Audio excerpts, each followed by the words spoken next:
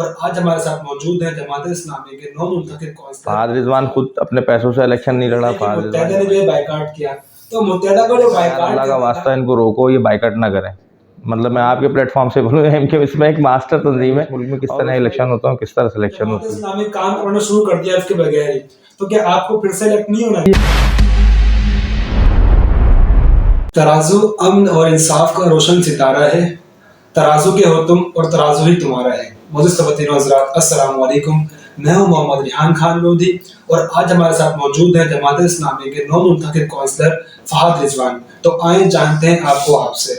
अस्सलाम वालेकुम। वालेकुम सलाम। आप में सबसे पहले तो आपको मुबारकबाद कि आप माशाल्लाह अच्छी कामयाबी के साथ कौंसलर मुंतखब हो गए। फहद भाई, हमने जो है जानना चाहते हैं कि फहद कौन है? बिस्मिल्लाहिर्रहमानिर्रहीम। फहद रिजवान कोई भी नहीं है। फहद रिजवान एक आम सा इंसान है और इसी इलाके के अंदर, अपने इसी वार्ड के अंदर हम पैदा हुए, बड़े भले, हमने इसी गवर्नमेंट स्कूल से तालीम हासिल करी और आपके सामने ही हम मौजूद हैं। हम कोई सुरखाब के पर नहीं लगे हुए हमारे फहद रिजवान के कोई तोप चीज़ हैं, कोई बाहर से आए हुए। अल्हम्दुलिल्लाह जमात इस्लामी की ख़ासियत है कि जमात इस्लामी से जुड़े हुए हर फ़र्द को वो निखारती है, निकालती है और इसी नतीजे में जो है वो अपने बंदों को नॉमिनेट करती है। फहद रिजवान खुद अपने पैसों से इलेक्शन नहीं लड़ा। फहद रिजवान जमात इस्लामी के प्लेटफॉर्म से इलेक्शन लड़ा और जो भी खिदमात होंगी जमात इस्लामी के हवाले से होंगी। फहद रिजवान की अपनी कोई काविश नहीं होगी उसके अंदर। आप भी ये पहला माशाल्लाह आपका पहला इलेक्शन था और पहले इलेक्शन में अल्लाह ने आपको कामयाबी दी। जमात इस्लामी ने आपको टिकट दिया काउंसलर का, तो इससे पहले जमात इस्लामी के अंदर आपकी क्या खिदमत थी जिसकी बिना पर आपको जमात इस्लामी ने ये टिकट दिया? देखिए, जमात इस्लामी ने मुझे टिकट दिया, ये तो हमारे अकाबरीन बेहतर जानते हैं कि उन्होंने मुझ में क्या ऐसी क्वालिटी देख के जो है वो दिया। लेकिन जमात इस्लामी से मैं एक ज़माने से वाबस्ता हूँ और इससे पहले मैं तलबा यूनियन के अंदर भी बड़ा फ़ाल किरदार अदा किया। मैंने इस्लामी जमीयत तलबा के अंदर भी रहा और काफ़ी एक अहम किरदार अदा किया उसके अंदर। फिर जाहिर सी बात है वो हमारी एक झैली तंजीम है। उसके बाद हम वहाँ से फ़ारिग होने के बाद जमात इस्लामी हमने ज्वाइन करी और जमात इस्लामी के अंदर भी उम्मीदवार रुकून हूँ मैं यहाँ का। और इसके साथ साथ हल्के का यहाँ पे पहले मैं 3 साल नाजिम भी रह चुका हूँ। तो अब जाहिर सी बात है वो तो हमारे अकाबरीन बेहतर जानते हैं कि उन्होंने मुझे किस बुनियाद पर मुंतखब किया। लेकिन उन्होंने जिस बात पे भी मुंतखब किया हमने मनोवन उसको जो है कबूल किया और पूरे उतरे उसमें। पहले इलेक्शन हुए 24 जुलाई को, फिर और एक्सटेंड हुए, फिर और एक्सटेंड होते रहे, लेकिन आखिरकार 15 तारीख को इलेक्शन हो ही गए। लेकिन इसमें आपकी किस्मत ये रही कि मुत्तहदा ने जो है बाइकाट किया।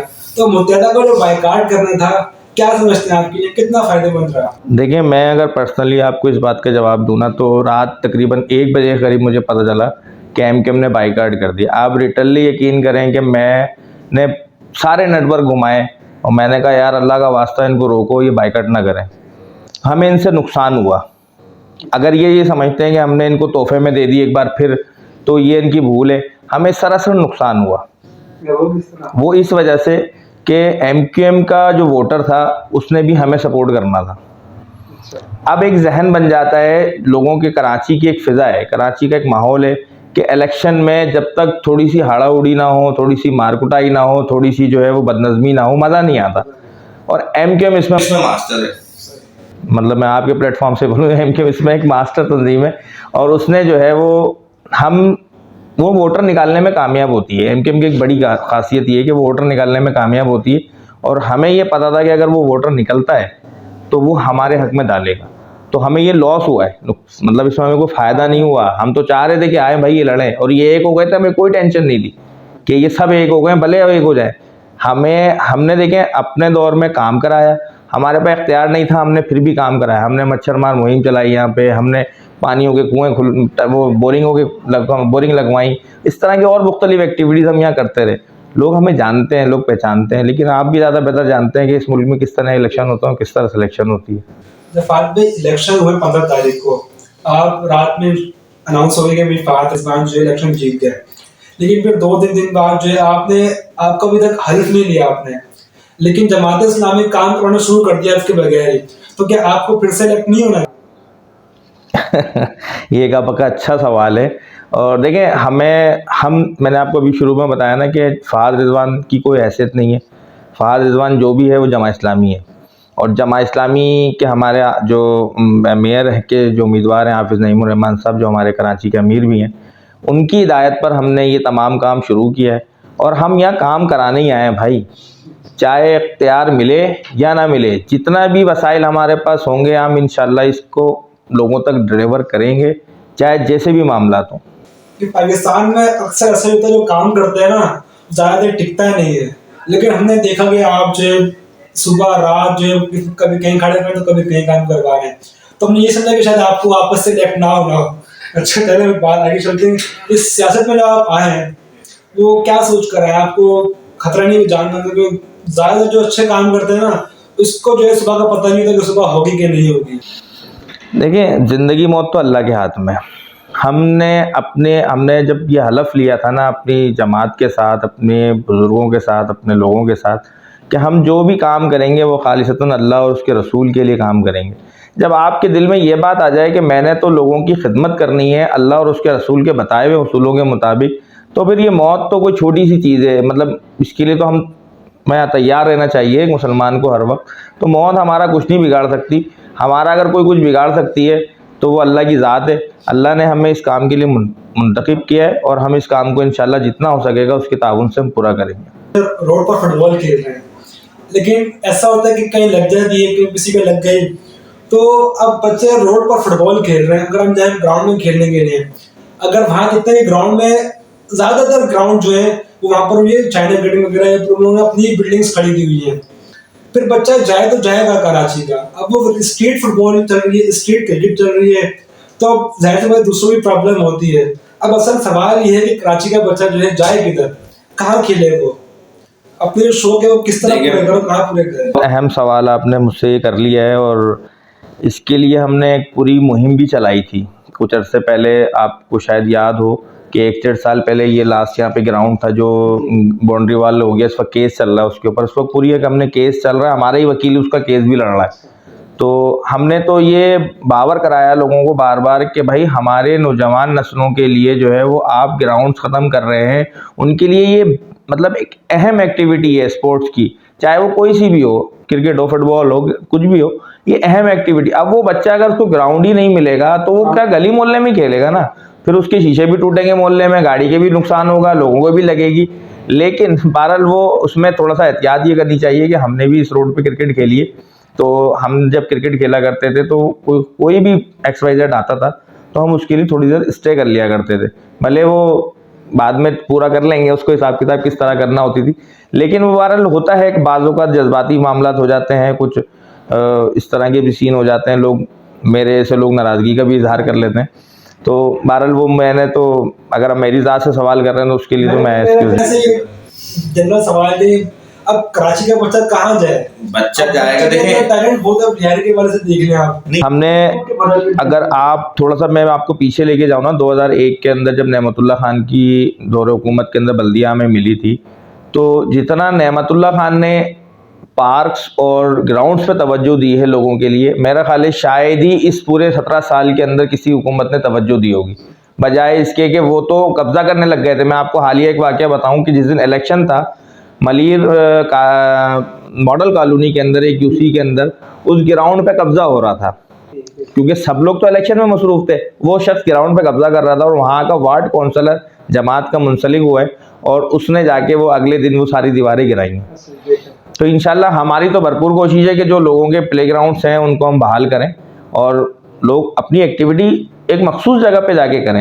एक अच्छा भी लगता है, एक इन्वायरमेंट भी बनता है, एक माहौल भी बनता है, लोगों को जस्तजू भी होती है। अगर आप गली मोहल्ले में खेलेंगे तो उसमें यही मामला हैं कि चोटें भी ज़्यादा लगेंगी, फिर लोगों को भी नुकसान होंगे। तो ग्राउंड्स होते ही इसीलिए हैं कि भाई लोग अपनी एक्टिविटी को जारी रखें।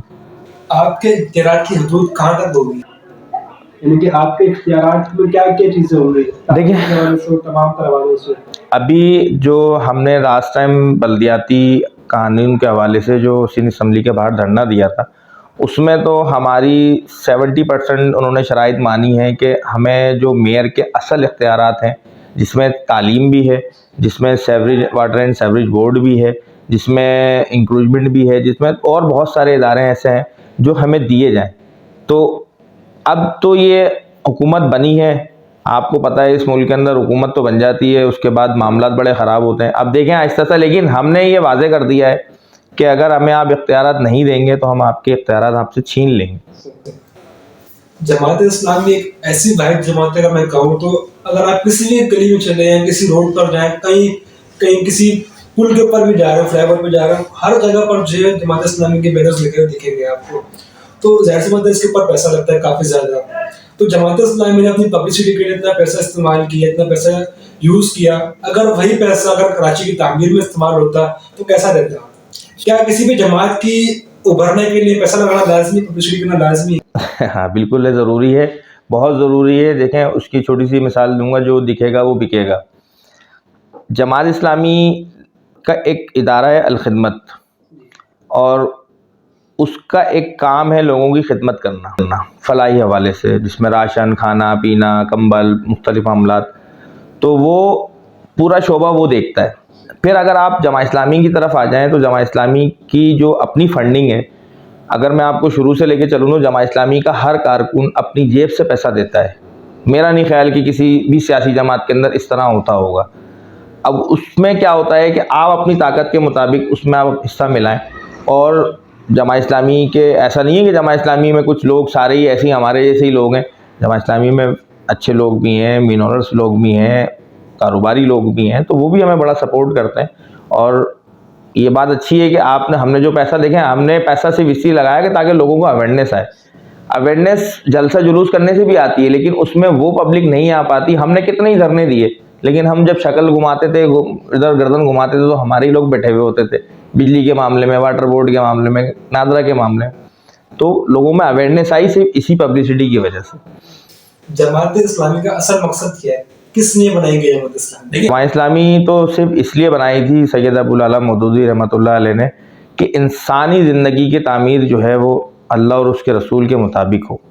जमात इस्लामी में अगर देखा जाए, ज़्यादातर जो पब्लिक है जमात इस्लामी के, जो लोग जुड़े हुए हैं, वो ज़्यादातर यूथ है, नौजवान नस्ल है। तो हमारे नौजवान नस्ल के लिए आपके लिए क्या पैगाम है?